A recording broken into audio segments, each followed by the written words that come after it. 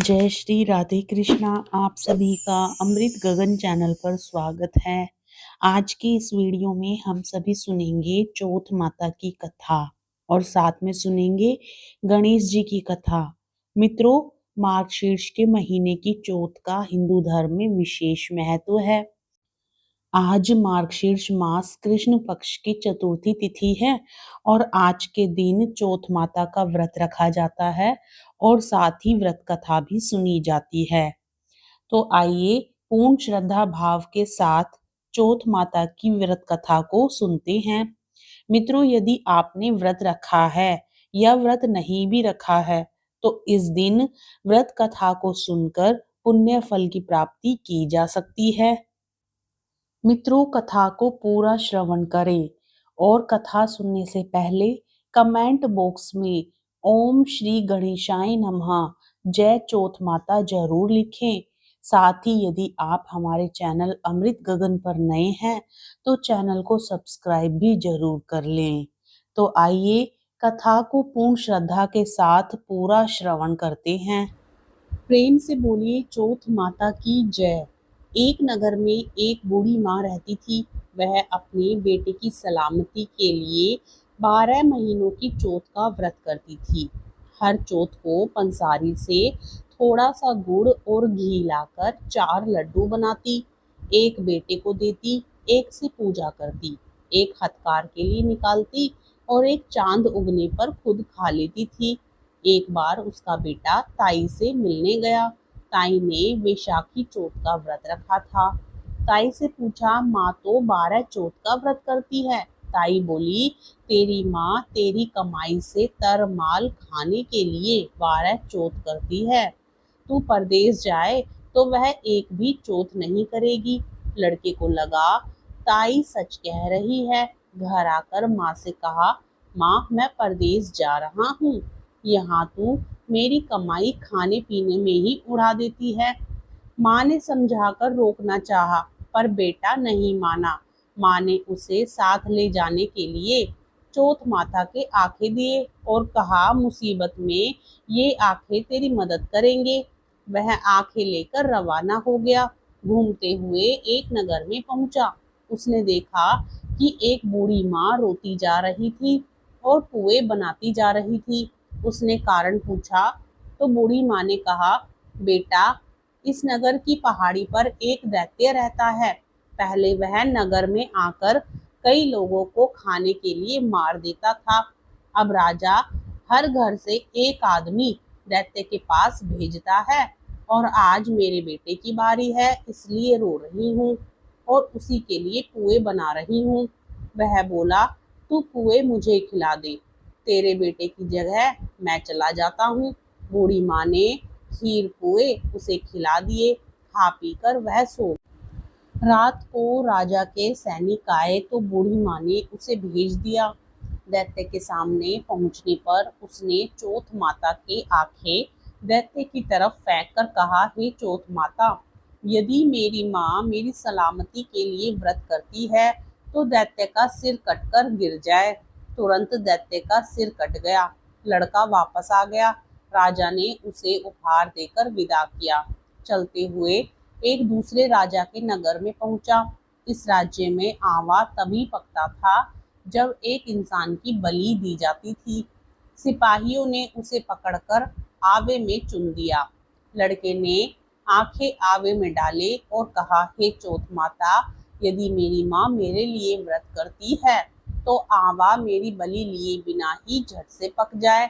आंवला तुरंत पक गया। आवे में से मिट्टी की जगह सोने चांदी के बर्तन निकले। अंदर से लड़का बोला, बर्तन धीरे धीरे निकालना, मुझे लग नहीं जाए। राजा ने उसे निकलवाया और पूछा, इस आवे में से तुम कैसे बच गए? लड़के ने बताया कि उसकी माँ चौथ माता का व्रत करती है, व्रत के कारण ही वह बच पाया। राजा को विश्वास नहीं हुआ। उसने एक चांदी की सुराही मंगवाई और कहा कि सुराही की नली से निकलकर दिखाओ, तभी मुझे विश्वास होगा। लड़के ने चौथ माता को याद करके आंखें सुराही में डाले और कहा, मैं भंवरा बनूं, सुराही से निकलूं। लड़का भंवरा बनकर सुराही से निकल गया। राजा ने खुश होकर राजकुमारी की शादी उसके साथ करवाई और सभी लोगों को चौथ माता का व्रत करने को कहा। उसे माँ की याद आई। उसने राजा के पास जाकर खुद के नगर जाने की इच्छा जाहिर की। राजा ने रथ, घोड़ा, हाथी और खूब सारा दान दहेज देकर उन्हें विदा किया। चौथ माता के दिन अपने नगर पहुंचा। वह अकेला पंसारी के यहाँ माँ का इंतजार करने लगा। सोचा, चौथ है तो माँ यहाँ जरूर आएगी। थोड़ी देर बाद लकड़ी टेकती हुई माँ आती दिखी। बेटा माँ के चरणों में गिर पड़ा। कहा, माँ मैं तेरा बेटा हूँ, मुझे माफ कर दो। माँ ने उसे गले लगा लिया। लोग चौथ माता की जय जयकार करने लगे। उस नगर के सभी लोग चौथ माता का व्रत करने लगे। हे चौथ माता, जैसे बूढ़ी माँ और उसके बेटे की सहायता की, वैसी हमारी भी करना। कहानी कहने और सुनने वाले सब पर कृपा करना। बोलो चौथ माता की जय। चौथ माता की कथा सुनने के बाद गणेश जी की कथा भी जरूर सुननी चाहिए। एक बार गणेश जी एक छोटे बालक के रूप में चिमटी में चावल और चमचे में दूध लेकर निकले।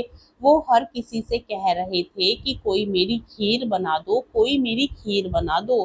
कोई भी उन पर ध्यान नहीं दे रहा था, बल्कि लोग उन पर हंस रहे थे। वे लगातार एक गांव के बाद दूसरे गांव में इसी तरह चक्कर लगाते हुए पुकारते रहे, पर कोई खीर बनाने के लिए तैयार नहीं था। सुबह से शाम हो गई। गणेश जी लगातार घूमते रहे। शाम के वक्त एक बुढ़िया अपनी झोपड़ी के बाहर बैठी हुई थी। तभी गणेश जी वहां से पुकारते हुए निकले कि कोई मेरी खीर बना दो, कोई मेरी खीर बना दो। बुढ़िया बहुत कोमल हृदय वाली स्त्री थी। उसने कहा, बेटा मैं तेरी खीर बना देती हूँ। वह छोटा सा बर्तन चढ़ाने लगी। तब गणेश जी ने कहा कि दादी माँ, छोटा सा बर्तन मत चढ़ाओ, तुम्हारे घर में जो सबसे बड़ा बर्तन हो वही चढ़ा दो। बुढ़िया ने वही चढ़ा दिया। वह देखती रह गई कि वह जो थोड़े से चावल उस बड़े बर्तन में डाली थी वह तो पूरा भर गया है। गणेश जी ने कहा, दादी माँ मैं स्नान करके आता हूँ, तब तक तुम मेरी खीर बना लो, मैं वापस आकर खाऊंगा। खीर तैयार हो गई तो बुढ़िया के पोते पोती खीर खाने के लिए रोने लगे। बुढ़िया ने कहा, गणेश जी तेरे भोग लगना कहकर चूल्हे में थोड़ी सी खीर डाली और कटोरी भरकर बच्चों को दे दी। अभी भी गणेश जी नहीं आए थे। बुढ़िया को भी भूख लग रही थी। वह भी एक कटोरा खीर का भरकर किवाड़ के पीछे बैठकर एक बार फिर कहा कि गणेश जी आपके भोग लगे कहकर खाना शुरू कर दिया। तभी गणेश जी आ गए। बुढ़िया ने कहा, आजा रे बेटा, खीर खा ले, मैं तो तेरी कब से राह देख रही थी। गणेश जी ने कहा, दादी माँ मैंने तो खीर पहले ही खा ली। बुढ़िया ने कहा, कब खाई। गणेश जी ने कहा, जब तेरे पोते पोती ने खाई तब खाई थी, और अब तूने खाई तो मेरा पेट पूरा ही भर गया। बुढ़िया ने पूछा, मैं इतनी सारी खीर का क्या करूंगी। इस पर गणपति जी बोले, सारे गांव को दावत दे दो। बुढ़िया ने बड़े प्यार से मन लगाकर खीर बनाई थी।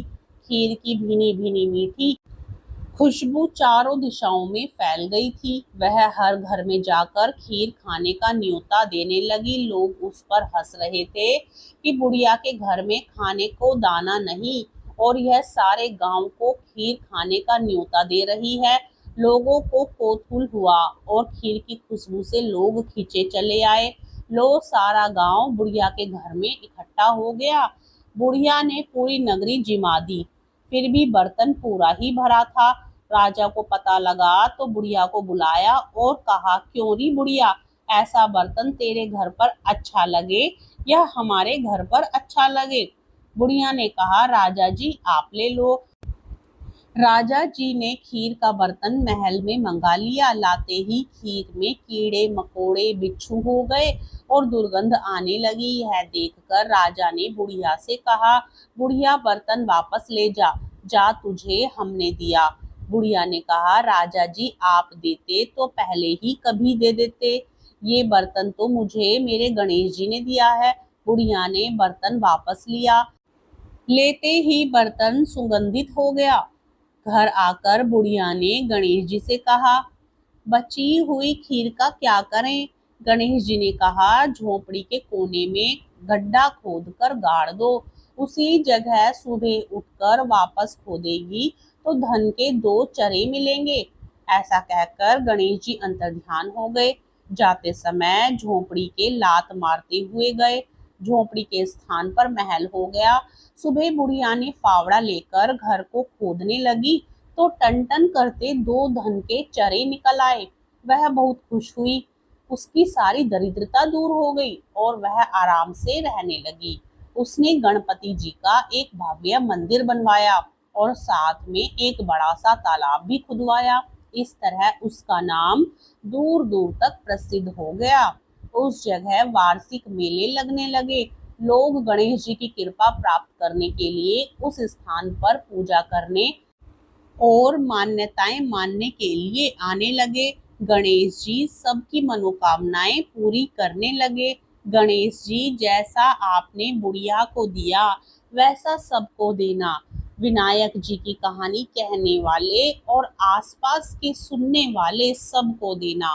प्रेम से बोलिए श्री गणेश भगवान की जय, चौथ माता की जय। तो प्यारे भक्तजनों, आपको यदि कथा पसंद आए तो अपने मित्रगणों में भी शेयर करें। कथा को लाइक जरूर करें। यदि आप चैनल पर नए हों तो चैनल को सब्सक्राइब भी जरूर करें।